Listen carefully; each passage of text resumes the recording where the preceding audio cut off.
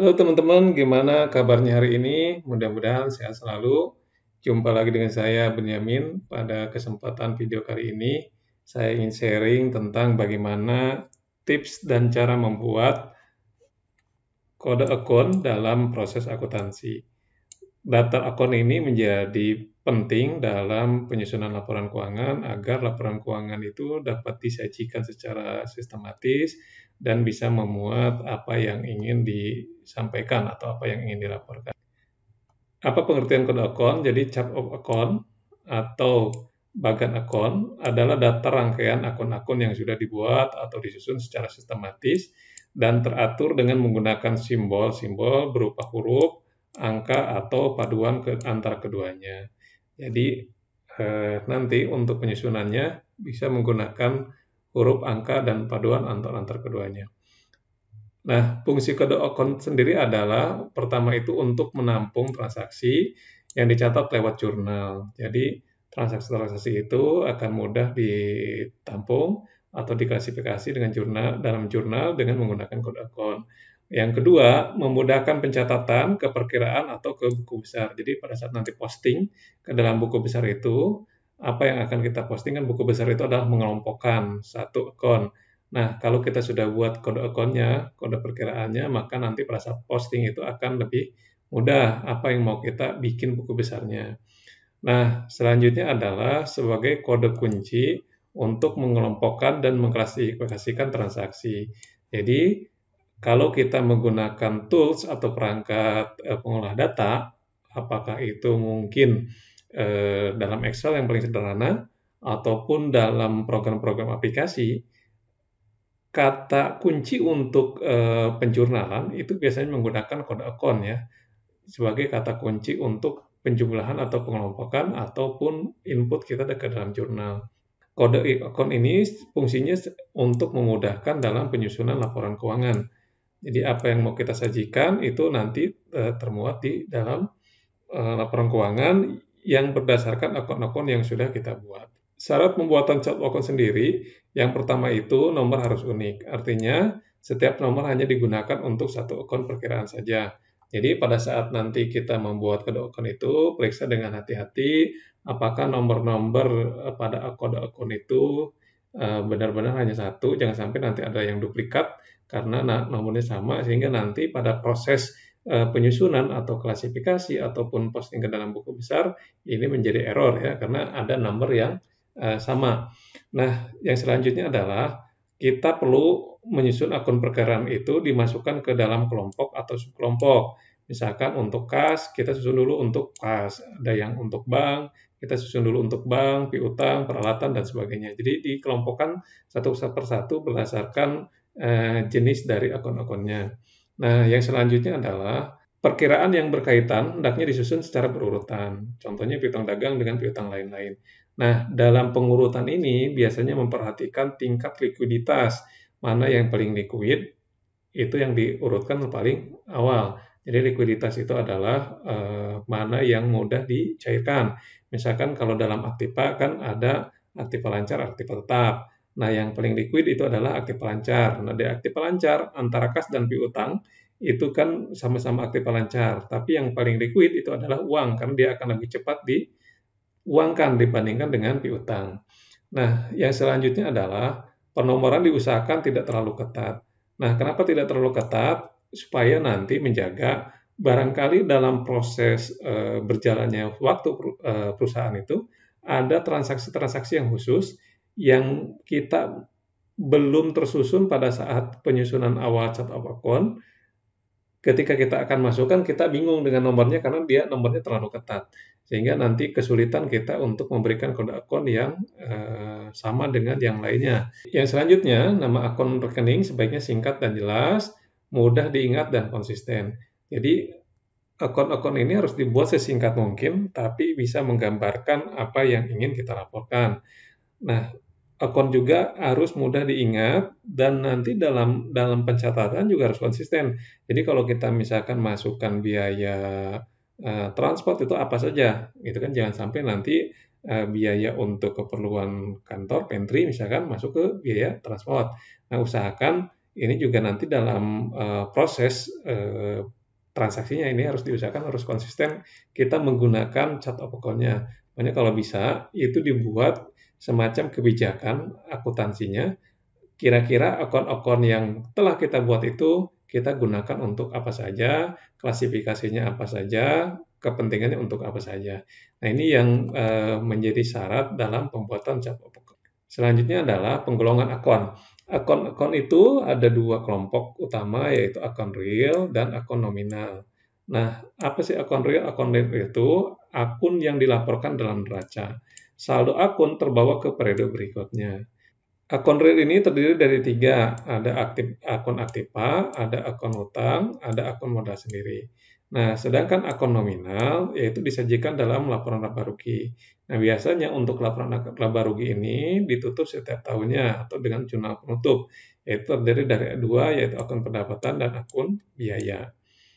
Selanjutnya, yang pertama adalah kelompok aktiva. Kelompok aktiva ini, seperti tadi, akun-akun ini adalah kekayaan perusahaan atau koperasi baik yang berwujud maupun tidak berwujud. Ada dua, ada aktiva yang berwujud, ada aktiva yang tidak berwujud.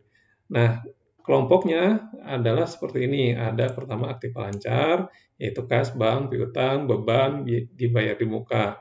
Lalu juga ada investasi jangka panjang, ada penyertaan pada koperasi lain, perusahaan lain, dan lain-lain. Selanjutnya adalah kelompok aktiva tetap. Kelompok aktiva tetap ini adalah tanah, bangunan, peralatan kendaraan. Dia adalah aset yang memang berwujud fisiknya dan dia masa penggunaannya lebih dari 1 tahun. Lalu ada aktiva tidak berwujud, yaitu biasanya berupa waralaba. Ketika kita melakukan waralaba atau franchise, kita kan menyetorkan sejumlah dana ya. Nah, ini bisa atau bisa juga kita mempunyai lisensi untuk waralaba. Nah, ini kita bisa dinilai dengan uang dan itu bisa dilaporkan di dalam laporan keuangan, atau juga kita punya goodwill perusahaan, nama baik perusahaan. Nah, ini juga bisa dinilaikan atau dinilai dengan uang sehingga bisa dilaporkan dalam laporan keuangan. Lalu ada aktiva-aktiva lain-lain. Biasa jadi dalam aktiva dalam proses pembangunan atau aset yang tidak dipakai untuk usaha. Nah, ini bisa masuk ke dalam kelompok aktiva lain-lain. Jadi kelompok aktiva ini bisa disusun berdasarkan kriteria-kriteria ini. Yang pertama itu kelompok aktiva lancar, investasi jangka panjang, aktiva tetap, aktiva tidak berwujud, dan aktiva lain-lain. Lalu untuk yang kedua adalah kelompok hutang. Kelompok hutang itu adalah sumber pendanaan yang berasal dari bukan pemilik perusahaan. Atau bisa jadi dia dari pemilik perusahaan tapi dia tidak menentukan kepemilikan. Contoh kalau dalam koperasi itu simpanan sukarela. Simpanan sukarela itu tidak menentukan kepemilikan, makanya dia masuk ke dalam kelompok hutang. Hutang sendiri dibagi menjadi dua, ada hutang jangka pendek, yaitu ada hutang usaha, dalam ini simpanan sukarela dalam koperasi, ada juga di dalam koperasi itu dana-dana SAU, ada hutang pajak, ada pendapatan diterima di muka, ada beban masih harus dibayar. Nah, ini kelompok urutannya susunannya ya. Nah, selain hutang jangka pendek, juga bisa juga ada hutang jangka panjang, baik itu pihak ke bank ataupun dalam koperasi itu ada namanya penyertaan. Nah, ini bisa masuk ke dalam hutang jangka panjang. Kelompok selanjutnya adalah kelompok modal. Kelompok modal itu adalah sumber dana yang diperoleh dari pemilik perusahaan atau surplus atau defisit usaha yang dijalankan. Jadi modal dari pemilik ini beda-beda ya. Kalau dalam koperasi itu biasanya modal dari pemilik itu berupa simpanan pokok atau simpanan wajib. Tapi kalau dalam perusahaan perorangan itu biasanya kan langsung dicantumkan namanya, misalkan modal tuan A, modal tuan B, dan sebagainya. Atau kalau dalam PT itu modal dari pemilik itu berupa saham, ada saham di store, ada saham yang tercatat dan sebagainya ya. Jadi dalam bentuk saham. Tentu ini nanti tergantung dari jenis perusahaannya modal ini. Nah, ada juga dalam bentuk hibah. Hibah ini menjadi aset pemberian baik dari pemerintah ataupun dari non pemerintah, itu boleh diakui sebagai hibah ya. Misalnya ada pemberian fasilitas ataupun dari perorangan. Bisa saja nanti ada dana yang masuk yang diakui sebagai hibah. Nah, unsur yang lain dari kelompok modal adalah surplus usaha. Surplus usaha ini bisa laba ditahan kelompoknya atau cadangan, atau laba juga tahun berjalan. Ini harus dimasukkan dalam chart of account yang akan kita susun ya. Nah, kelompok selanjutnya adalah kelompok pendapatan. Kelompok pendapatan ini adalah sumber penerimaan atas kegiatan usaha yang dilakukan atau hasil dari kegiatan usaha atau pendapatan lainnya. Nah, ini bisa dikelompokkan menjadi dua, yaitu pendapatan operasional berupa pendapatan jasa atau penjualan. Pendapatan jasa ini kalau kita berusaha dalam bergerak ada usaha yang jasa. Misalkan kalau di koperasi itu ada simpan pinjam. Kalau penjualan itu misalkan untuk toko atau untuk kita menjualkan kembali barang-barang orang lain, nah itu juga bisa masuk ke dalam kelompok penjualan. Ada juga nanti pendapatan dari non operasional. Nah, ini biasanya seperti jasa giro. Jasa giro, jadi kalau kita punya rekening di bank kan nanti ada jasa gironya. Atau kita simpan deposito kan ada jasa depositonya. Nah, ini kan bukan kegiatan operasional perusahaan, tapi ini menambah nilai uang kita di bank. Makanya disebut dengan pendapatan operasional. Ada jasa giro, jasa lain-lain, ada laba atas penjualan aset. Jadi kalau kita menjual aset ada keuntungannya. Nah, ini sebagai pendapatan non operasional. Kelompok terakhir adalah kelompok biaya. Biaya itu adalah pengorbanan ekonomi yang dikeluarkan untuk memperoleh pendapatan. Nah, biaya juga sama seperti pendapatan dikelompok menjadi dua, ada biaya usaha, ada biaya non operasional. Biaya usaha itu diantaranya biaya pokok, biaya gaji, biaya pemasaran, biaya operasional kantor lainnya. Biaya pokok ini bisa harga pokoknya, atau mungkin kalau dalam simpan pinjam kita punya dana yang harus dibiayai, modal kerjanya, misalkan untuk simpanan tabungan anggota, simpanan deposito, dan lain-lain, maka ini menjadi dikelompokkan ke biaya pokok. Atau kalau dalam perusahaan dagang, biaya pokok ini menjadi harga pokok ya, atau HPP. Harga pokok, selain biaya-biaya usaha, ada biaya non-operasional, seperti juga biaya bunga, biaya pajak biasa giro, atau tadi rugi atas penjualan aset. Jadi, nanti kan kalau kita melakukan pinjaman ke bank, untuk tambahan modal, nah ini adalah biaya bunga. Atau dalam tabungan kita, ketika kita mendapatkan jasa gironya, itu ada pajak jasa gironya yang langsung dipotong oleh bank. Nah, ini termasuk ke dalam pendapatan non operasional. Nah, ini untuk kelompok biaya. Bagaimana kita menyusun untuk atau metode untuk pembuatan kode akun? Yang pertama itu, kita bisa menggunakan kode akun itu dengan numerik. Misalkan seperti apa? Jadi menggunakan angka ya. Misalkan seperti ini. Jadi 111 untuk kas, 112 untuk piutang, 113 untuk persediaan. Nah, ini kita menggunakan nomor numerik. Nah, metode kedua, kita bisa menggunakan sistem kode akun mnemonik atau menggunakan huruf untuk memudahkan ingatan. Misalkan untuk kas, karena ini termasuk aktiva lancarnya disingkat AL, kasnya disingkat dengan kas. Nah, untuk bangunan misalkan karena ini menjadi kelompok aktiva tetap, maka kodenya AT, aktiva tetap, B-nya untuk bangunan. Atau AT, T ya, aktiva tetap untuk tanah misalkan dan sebagainya. Nah, ini kalau kita menggunakan metode huruf. Nah, lalu kita juga menggunakan sistem kode atau akun kombinasi. Misalkan aktiva lancar 10 untuk kas, aktiva tetap 10 untuk bangunan. Tapi kalau saya merekomendasikan mungkin lebih enak kita menggunakan kode akun numerik ya, karena nanti akan memudahkan dalam proses penggolongan ataupun dalam proses pengolahan data kita menggunakan ini akan lebih mudah kalau kita menggunakan kode akun numerik. Nah, gimana tata caranya menggunakan kode akun numerik ini? Seperti ini caranya. Jadi misalkan untuk pemberian nomor akunnya, digitnya tidak ada panduan khusus, mau berapa digit yang digunakan tergantung keperluan, termasuk seperti tadi disebutkan bahwa usahakan tidak terlalu ketat. Nah, misalkan ini kode akun 2 angka di depan 11, 11 itu untuk misalkan aktiva ya. Jadi ini golongan perkiraan aktiva untuk 11-nya. Nah, ini yang 01 ini untuk misalkan kita kalau ada departemen kita menggunakan departemen misalkan unit simpan pinjam kalau di koperasi, apakah nanti 02 untuk unit perdagangan dan sebagainya. Nah, lalu 2 digit terakhir ini kita gunakan untuk nama rekening, misalkan untuk kasnya. Jadi kombinasinya silakan saja nanti dipilih, baik misalkan 2 digit seperti ini, ataupun mungkin 1 digit. Jadi kita menggunakan beberapa digit untuk pemberian nomor akun numeriknya. Saya sudah buatkan contohnya untuk pembuatan kode akun ini. Nah, ini kalau kode akun sebuah perusahaan ya. Nah, kode akunnya seperti ini.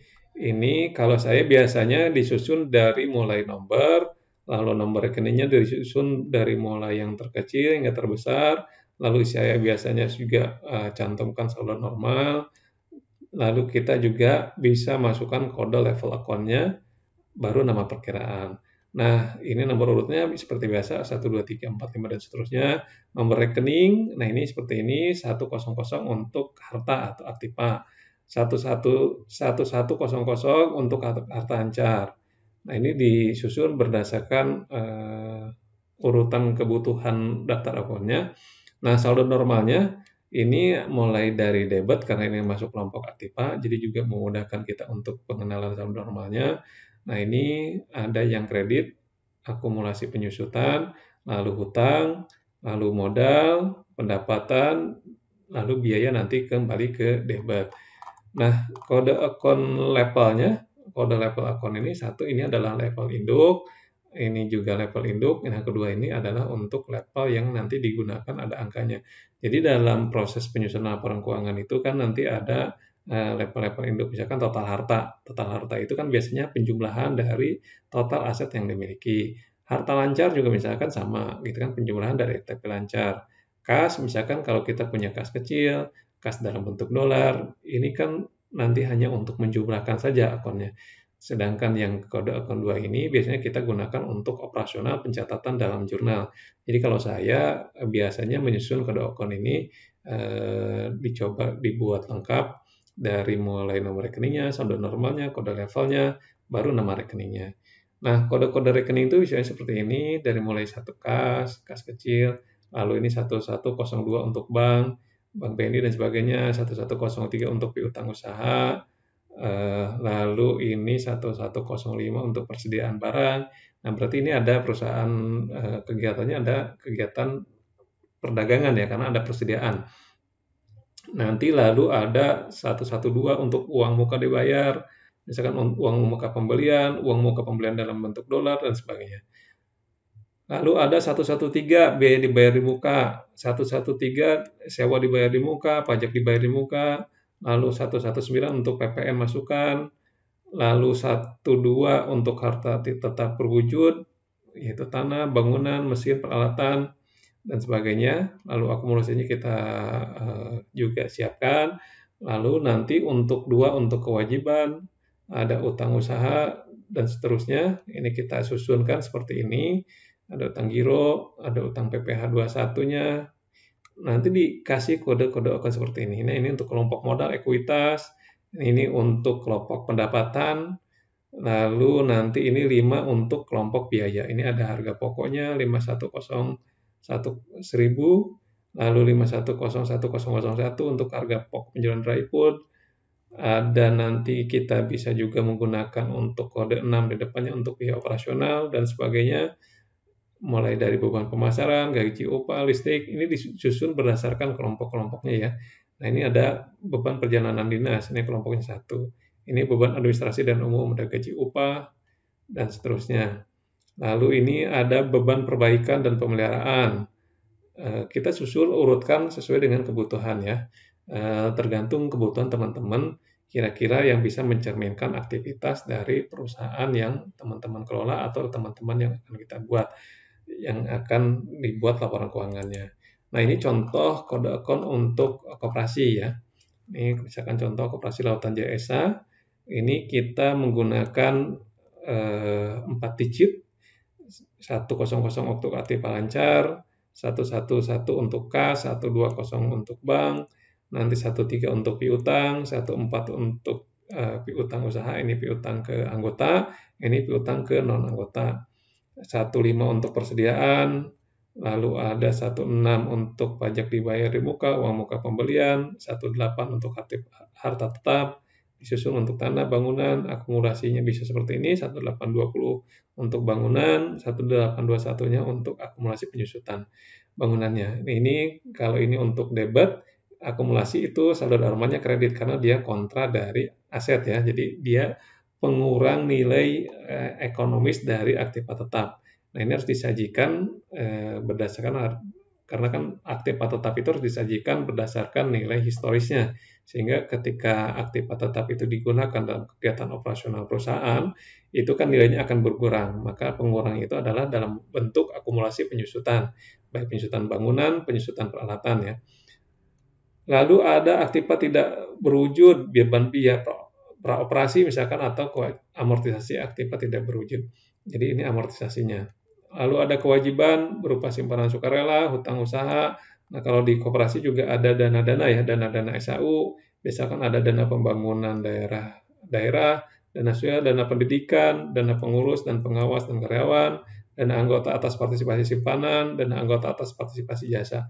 Nah, ini dikelompokkan berdasarkan kelompoknya masing-masing. Ada kewajiban jangka panjang, ada ekuitas. Ekuitas kalau di koperasi simpanan pokok, simpanan wajib, mungkin juga ada simpanan khusus. Ada hibah, ada cadangan, ada SHU tahun lalu, laba rugi atau sisa hasil usaha tahun berjalan. Lalu kelompok yang 4 untuk partisipasi anggota dan pendapatan. Nah, ini ada partisipasi jasa pinjaman, sembako, penjualan sembako, penjualan barang toko, dan lain-lain. Ini disusun 411, 4121, 4122, 4123, dan seterusnya. Lalu ada kelompok biaya pokok usaha, beban bunga tabungan, ada berupa pembelian, nanti ada harga pokoknya, lalu misalkan 5200 untuk beban gaji kita juga urutkan, ada gaji pengurus, ada gaji karyawan, ada gaji pengawas, ada beban lembur, ada beban kesejahteraan dan THR. Lalu beban operasional, ini 5300, 5311-nya untuk beban listrik dan telepon, 5312 untuk beban transport, 5313 untuk beban rumah tinggal, dan seterusnya. Lalu ada beban organisasi 5400, beban rapat anggota tahunan, dan seterusnya. Lalu beban administrasi dan umum, beban ATK, ongkos kirim, dan sebagainya. Lalu beban bunga dan lain-lain. Nah, ini di 5600. Nah, ini nanti ada suspen untuk biasanya kan ikhtisar laba atau suspen ya. Kita bisa ini kan. Baik teman-teman, itu saja yang bisa saya sharingkan pada kesempatan video kali ini, yaitu bagaimana menyusun chart of account ya. Kalau ada kesulitan, boleh nanti tuliskan di komentar, ataupun mungkin perlu filenya, silakan dituliskan di komentar, nanti saya bisa sharekan untuk file contoh chart of account-nya. Sampai jumpa kembali di video-video selanjutnya.